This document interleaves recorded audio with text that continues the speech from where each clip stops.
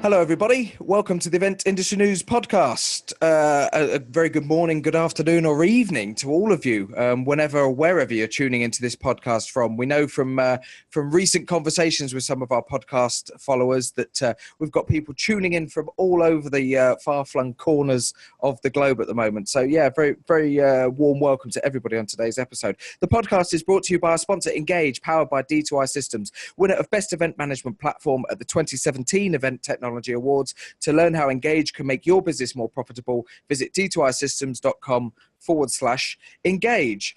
And as I said, a warm welcome to everybody wherever you're tuning in from today, and a warm welcome to today's guest. We're joined today by Nick Gold. Nick is the managing director of a business called Speakers Corner. I'm sure some of our podcast followers will have come across Nick's company before, but if you haven't, Nick's here to tell us a little bit about it and perhaps talk about some of the scenarios and some of the issues and some of the ways that his company goes about helping people working in the event industry when sourcing conference speakers and conference hosts. Nick, welcome to the podcast. Lovely to be here. Looking forward to having a good chat.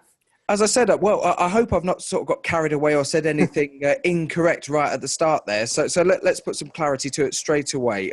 Speakers Corner, tell us about it and what the business does. So we've been around for about 20 years now, and effectively we started in the traditional entertainment space, and then we realized that actually the world is having more and more content-driven events, and they're looking for external voices to come in and give them ideas and suggestions about how they can move their company forward, their sector forward, how they can think about things differently. And we're now living in a world whereby everyone thinks they're a speaker, everyone's got a story to tell. So you type in motivational speaker or keynote speaker into Google, and suddenly you get 13 million different people who are all amazing speakers and you should have at your conference. And what we do is we provide you help to understand who actually is a good speaker and who would work well for you, for your conference, for your audience, and who would give you the right messages that would help you guys achieve a successful event. So we're a speaker bureau, but it's almost a repositioning in the sense of what we do is we provide clients the best content to help them. And the fact the content is through the voice and speaking is truly what we're delivering. So we've got 7,500 different speakers on our database. We grow them the whole time. We're constantly out listening to people. And then we work with our clients to understand what they want and give them the right person for their event. And I suppose that the first question that I'd ask and that springs to mind is, as an event organizer, if I'm organizing a very, very sector-specific event and I'm looking for a very sector-specific keynote speaker, the assumption would be that as an organizer, I understand that sector anyway and perhaps would know anyway who I'm going to invite. What are the scenarios where organizers come to you instead of already knowing some of the leading names in their own sector that perhaps would make good keynote speakers for their events?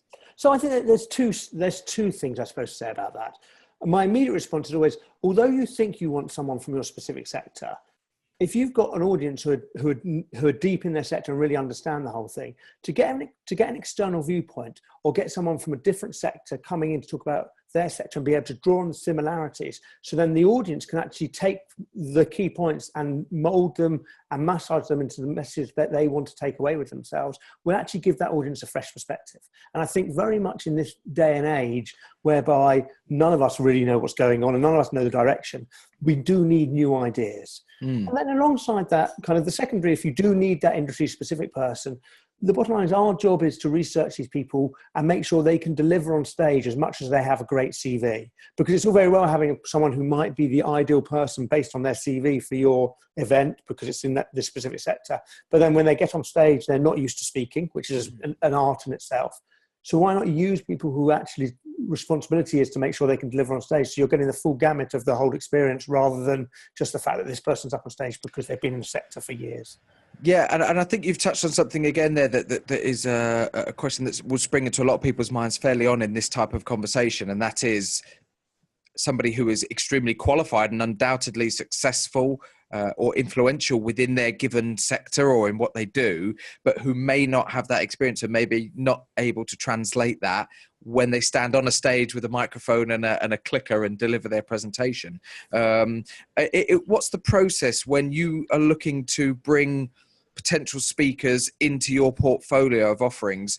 How do you, I suppose, go through a vetting process to ensure that they're going to be capable to deliver what your clients will demand? So I think there's a couple of things there. Firstly, just to give you a bit of my backstory, because it's just quite interesting. I worked in big business and I went to many conferences in the early part of my career. And I just sit there and listen to a motivational speaker stand up and say, "Look at my gold medal. You too can win that gold medal." And I'd be sitting in the back thinking to myself, "I'll never win that gold medal. I'm just a bit too tired and kind of not anything." Yeah. And over time, I came to realize that a lot of these speakers, what they're doing is they're just telling their own story, which is nice and makes you feel like you can do it. You can do anything. But 10 minutes later, you've forgotten it when you leave the room. And actually, they're not talking about you in the audience. They're talking about themselves. So the first thing I'm looking to do, kind of where I'm taking this story, the first thing I'm looking to do is to understand from the speaker, what are they actually delivering to the audience? So it's all very well you being an expert who can tell their story because you understand the sector back to front. But if you've got nothing to teach people, then shouldn't be an ego massaging platform on stage. It should be about what the audience can take away from you. In terms of how we vet them and what we do, the bottom line is kind of, we've got a team here who spend their entire time out going to listen to speakers. We get new speakers approaching us every single day. We understand within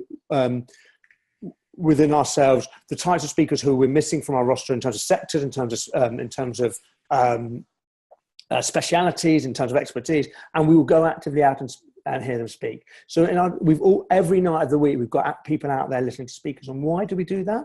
It's because we're privileged. Like, in the sense of, people might hear a speaker once or twice a year, kind of Joe Public, I want for a better word.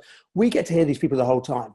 And therefore, it's an enjoyable perk of our job. So kind of people who work for us actually love what they're doing and get to hear ideas.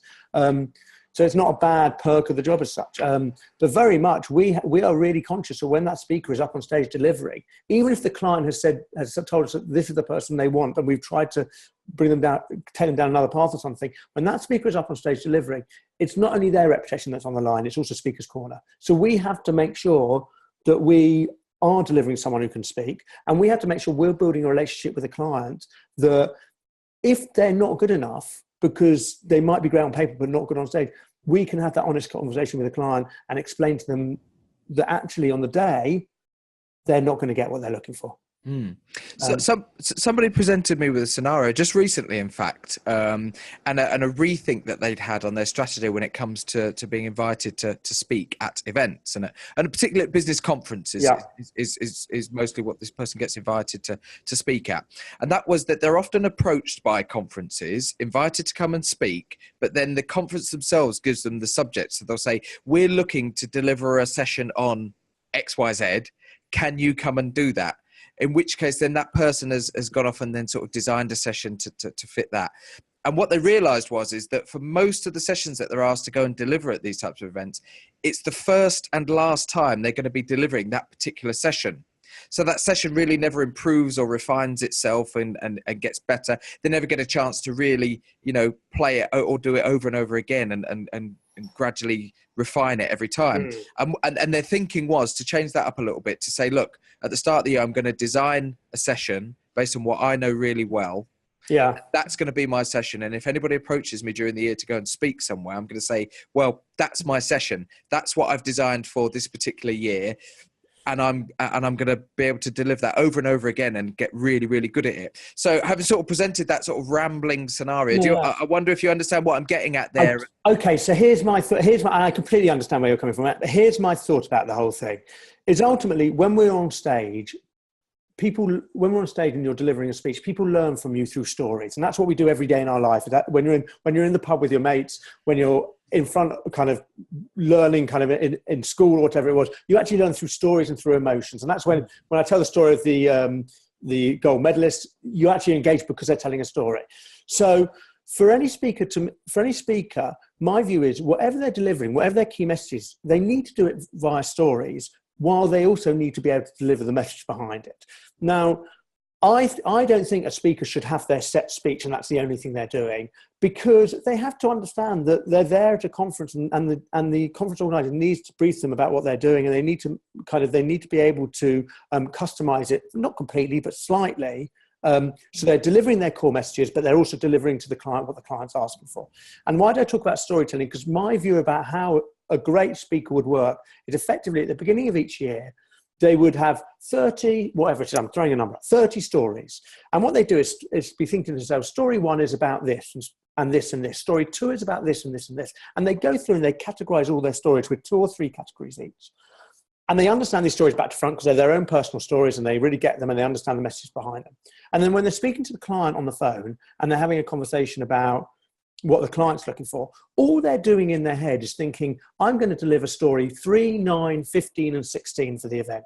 And they are comfortable because they're their stories, that they'll be able to deliver those stories because they've done them millions of times before and they're really comfortable with the whole thing. But the client's getting this bespoke speech about the subject matter they want without even realizing this is actually a framework from the speaker over all the stuff they're doing. So you're getting that compromised position of you're not spending every time writing a single speech because that's ridiculous and actually it's not sustainable. And as you say, it means you never get to practice it. But you're taking what you understand and you're expanding out. So you're delivering to the client that hybrid of what you're delivering alongside what they're needing. Because it shouldn't be the critical thing to me about a good speech and a good delivery is the fact that it's an amalgamation of the wants of the client alongside actually what the speaker can deliver. And it shouldn't be biased towards one way or another. Sure.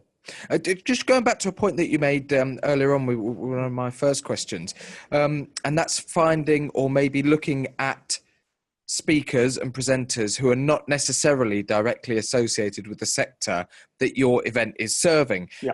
And I suppose that is a little bit the old adage of not being able to see the wood for the trees. Sometimes event organisers get so bogged down in the tunnel and the narrow pathway that they're on within their sector that they maybe lose sight or lose the imagination of going outside of that to see who would be applicable. That sounds like something that very much you advocate and you've perhaps built that scenario where having a step back from your clients, you can maybe look at things that they wouldn't consider and make suggestions to them about certain speakers that you think could actually work for them. I think this is exactly the point from my perspective and from Speaker's Corner perspective is the fact that the first question we ask our clients is not who they want, or it's actually tell us what the aims of the whole event are. And too often, unfortunately, in my eyes in the event industry, too often actually the business aims of the event are not clearly defined, as in usually they're like, well, we do this every year, we've got to do one again this year or whatever it is.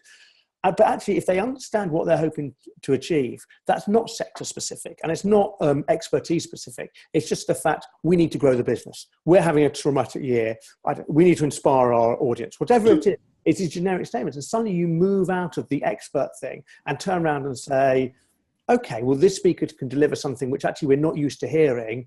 And actually the audience, we're going to give them some credit for being intelligent human beings. They can work out their messages and what they're going to do out of it rather than us spoon feeding them exactly what they should be doing. I think we're moving away from conferences where people are being told what to do. And I think this is the nature of society as a whole, into an area where conference is a place where you can learn as an individual and then you can translate that back into your own everyday life, whether that's work or pleasure. Sure. Going back to something I asked you again earlier on the episode about why would an organizer who maybe has very good insight into the industry and a lot of good contacts come to an organization like yours to source their speakers? And one thing that springs to mind is the actual the operations side of things, the planning, when it comes to the nitty gritty, and all event organizers listening to this today will have been in this scenario, I'm sure, at some point, which is chasing presenters for content, chasing presenters for travel information. Where are they coming from? What time do they need to be there?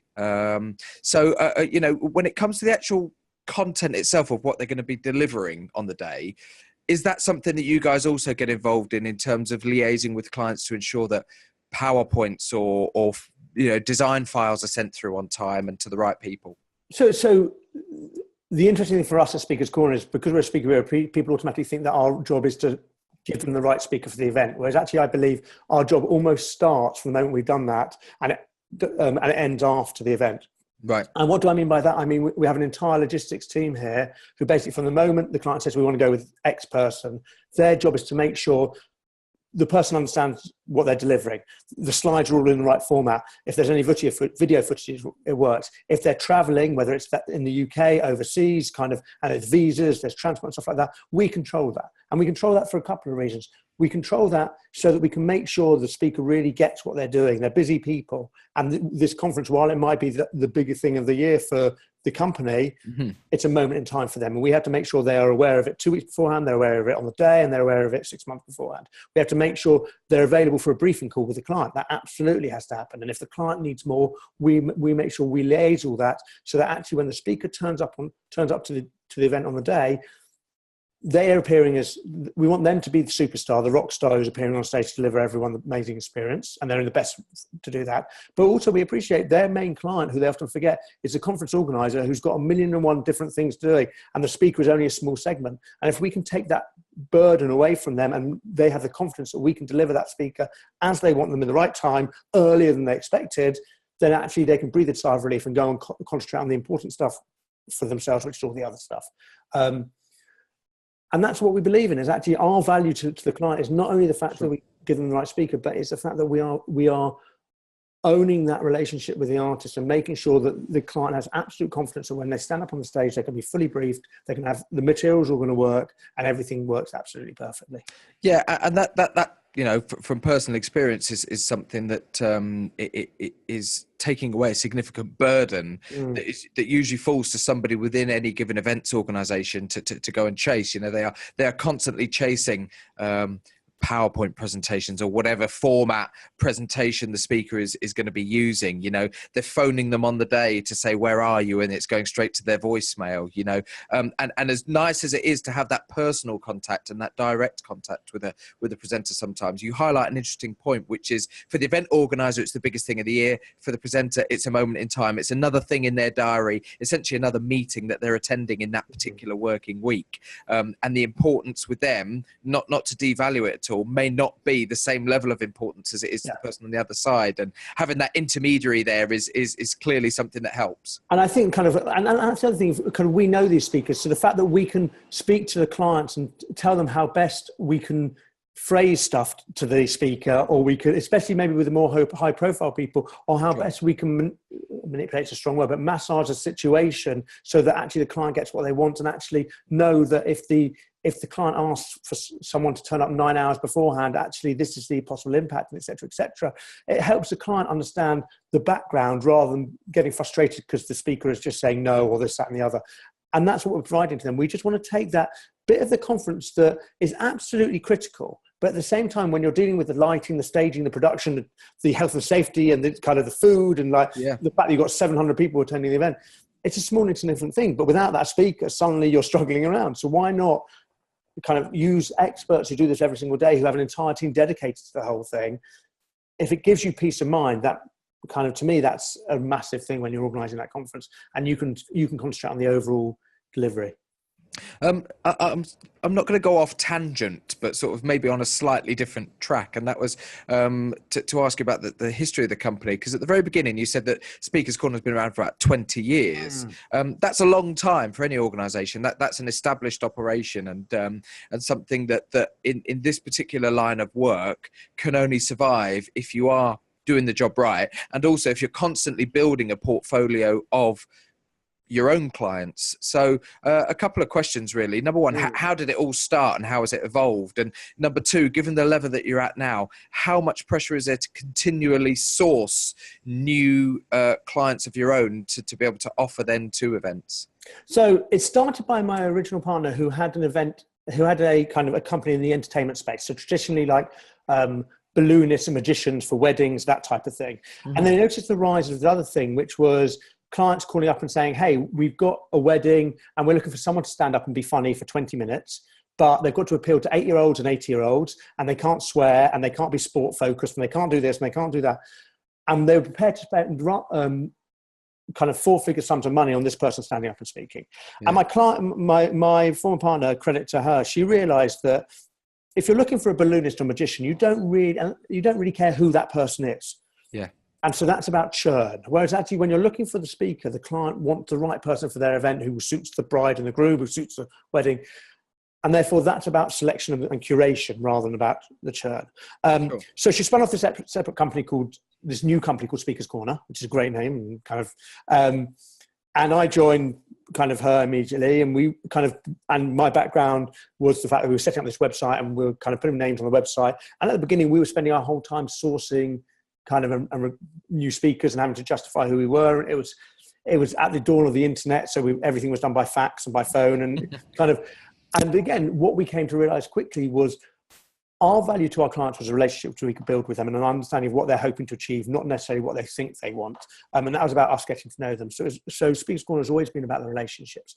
And then over time with the internet, we realized that actually if all kind of more and more companies were springing up who had nice listing sites, listing websites where they had loads and loads of speakers, and that's what they were offering. And we kind of knew, or we kind of felt that actually, if the value of the service was the fact that you knew people, in the age of the internet, that was going to go away because anyone could find anyone else. So you had to understand what you're actually delivering. And what we realized we were delivering was a customer relationship to actually deliver them a level of service which helped them.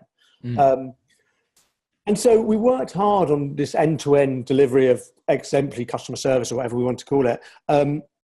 And we got a nice reputation in the industry over the fact that we cared, basically. And we got nice feedback, and we were clear that kind of what we were doing was we were impartial advisors to our clients who just wanted them to have the best event, rather than it being about the speakers and kind of their celebrity status or otherwise. That was just beside ourselves. We were interested in the client. And that impartiality alongside the customer service element meant we got this reputation which moved us along. And we created a business which actually seems to have a good reputation in the industry. And then from that, the more, as our reputation grew, speakers started coming to us. And we suddenly realized that actually, while we kept on researching, we were getting between, 40 and 100 new speakers approaching us every week to try and get on our books. Because they understood that actually we are developing relationship with clients. And therefore we have events. Therefore, if they come in with us, and they've got opportunities to get work. And then we moved to bigger offices, and now we get 3 or 4 speakers coming in every week to meet the team. People are out every single night, and we find the right speakers. We make sure that at all times they understand that our relationships are with the client, the ones who actually are putting on the events. Our relationship with them are based on the fact we're impartial, and we'll give them advice on what they're actually looking for from the event, not for what speaker they want. And therefore, speakers work closely with us to give us the information we need, rather than just give us their one-page biography, which turns around and says, this is what they've done. We need to understand what really they're trying to deliver. So it's an interesting journey. And when I joined, I had no background. I didn't come from the events industry or anything like that. I joined because there was an opportunity, and I'm a bit of a startup type guy, and I always thought to myself, I'd only stay in a company no more than 3 years, because after that I'd be bored. And like 17 years later, 18 years later now, I'm still here. And we have fun, and we're privileged. We get to meet amazing people, listen to what they have to say. And something, I genuinely believe what we've done is create a culture whereby people come to work every day with a smile on their faces because they know they're going to have new experiences. And then they translate that and transmit that to their clients and get them to get involved in something which is a lot of fun, and you get a lot of reward out of. Absolutely. One thing that I'd like to ask, in terms of the booking process, I wouldn't expect you to name names at all, because I appreciate that there's not an anonymity, but a confidentiality there with higher profile clients that you no doubt deal with. But again, just referencing a scenario that other event organizers may have found themselves in when they're looking to book somebody who is a celebrity or somebody who is high profile. Yes. They often find themselves maybe going through 2 or 3 different agencies. You contact agency A and they say, yes, I can book so-and-so, but then that agency is ultimately going to another management agency who is then dealing with the direct management of that particular person. And it can all become a bit of a minefield. How does that scenario work with you guys? And is it broadly the same, or does it differ from what we may understand as sort of, events agencies or booking agents? So generally we work either directly with the artist or with their management. And we, again, because we're completely impartial and because we develop the relationship, management companies want to work with us because they understand that we are working on behalf of the client who wants celebrity A to do this, and this. They're working on behalf of their celebrity who wants to turn up 2 minutes beforehand and leave 2 minutes afterwards. And ultimately, what then that means, the manager who we know and we work with regularly can have the conversation with us, where we can agree somewhere in the middle, which we know will satisfy our client, and we know they know will satisfy their client, and therefore we can both go back to our respective clients and be able to deliver to them good news and bad news often, but get them to a place whereby they're getting what they want and giving up something that they want.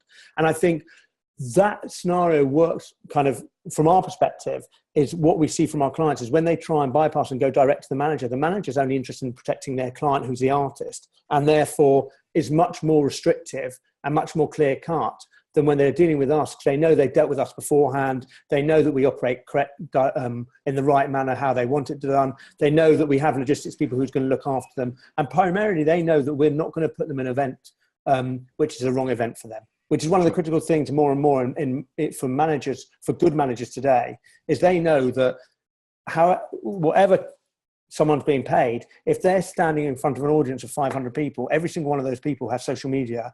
And if they're delivering a bad performance, it can all go horribly wrong if they're all tweeting about that or whatever they're doing. And so they've got to make sure they're protecting them because it's going to be the right audience. And so when they know Speakers Corner or one of the other reputable bureaus in the marketplace go to them, they know we're going to go with the right, that we're going to go to them in the right way, and they're not going to end up with their artist or client being in something which actually is detrimental to them. Absolutely. So it happen, the tiers happens less and less. We kind of, and if you're dealing with someone, if you're dealing with someone who's reputable in the marketplace, I would turn around and say they would be dealing directly with the management company. Great. When you have placed somebody, do you ever get to watch them in action? You know, if you've been approached by a conference and you've really worked hard to source the right speaker for them, you've been given a bit of a blank canvas. Do you ever get the opportunity to go along and actually see them in action? We do go along because it kind of, from our perspective, it gives us a warm heart, but also it's a chance kind of to meet the client, to see the artist. I mean, especially if we've got a member of the team who hasn't seen the artist before, it's a chance for them to see the artist. Ideally, we go to every single event, to be absolutely honest. But we do a lot and we don't have time to go to them all. Sure. But it definitely is. I mean, it's our learning mechanism, is the fact that we can understand, we get to know the client better by the reaction we see of an audience. Like these days, I'm privileged. I've seen so many speakers, and these days I spend more time watching the audience than I do watching the speaker. Why? Because that's a true test of how that speaker's doing. So I can judge the speaker within a minute of their style because of my experience, I would say. But then it's actually who members of the audience and who they are and their profiles and how they react differently to the speaker is what's critical to me. And why is that? It's so that when our client kind of gives us a brief where they're looking at a particular type of audience, we understand which speaker will work best for them. Sure. Leading on from that, do you ever do any training? So do you have a scenario where somebody's come to you and says, look, I know I've got something to offer as a speaker, but I feel that I probably actually just need to learn a little bit or get some pointers in how to deliver that. Will you actually work with them on their presentation style, on things like vocal delivery, on content of their presentation to make sure that actually you're then delivering to your client something that's really well rehearsed and sorted? So the answer is we'd love to. But at Speakers Corner, we don't. And why don't we? Because we have a lot of speakers who are approaching us and it's we stay with what we know. We have companies we work with who do deliver that. We also kind of my role more and more in the company is to spend time with speakers and give them an outline of what they need to do in order to improve themselves. Because our view is, you need to, as a speaker, if you want to get ahead in the game, again, when you're standing up on stage, you're representing us as much as you're representing yourself. We can't have someone who's going to fail. So if you want to get ahead in the game, the same as any other career, you have to learn, you have to practice, and you have to invest time in yourself. And almost, we don't want to hand that to them on a plate. We want to see the fact that actually they are investing themselves as a speaker in terms of a career, rather than just thinking, oh, because I've been on television yesterday, it's going to come to me.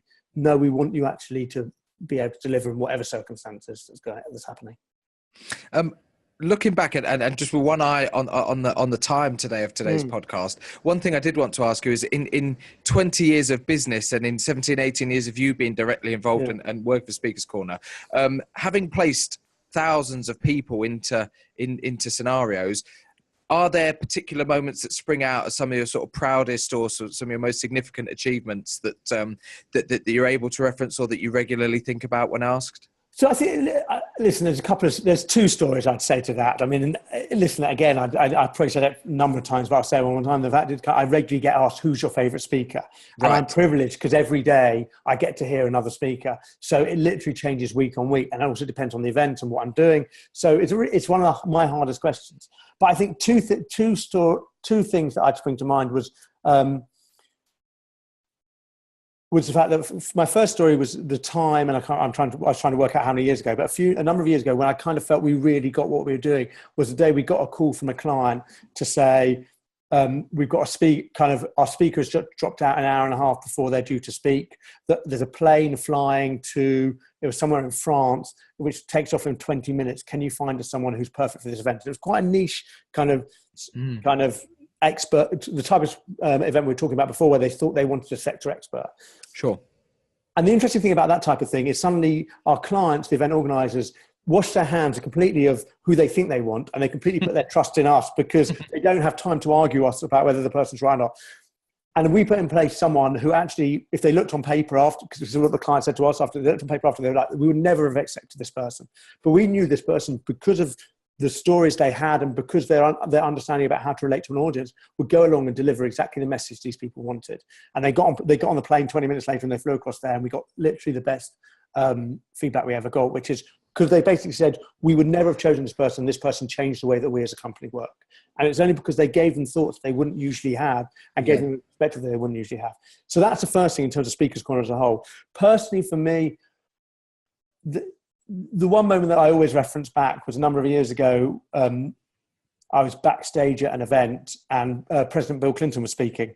And he came off stage and he came off stage down the back stairs, and I was with a couple of other people, and I looked around and there were like 8 Secret Service people, and then there were 3 of us standing there, and he came over and talked to us for like 20 minutes, just having a chat with us. And we were like, yeah, really? And it was, when you meet someone who's been like the president of the US, the United States, who is Bill Clinton, it was quite a magical moment, which kind of would live long in the memory. Fantastic. Thank you very much.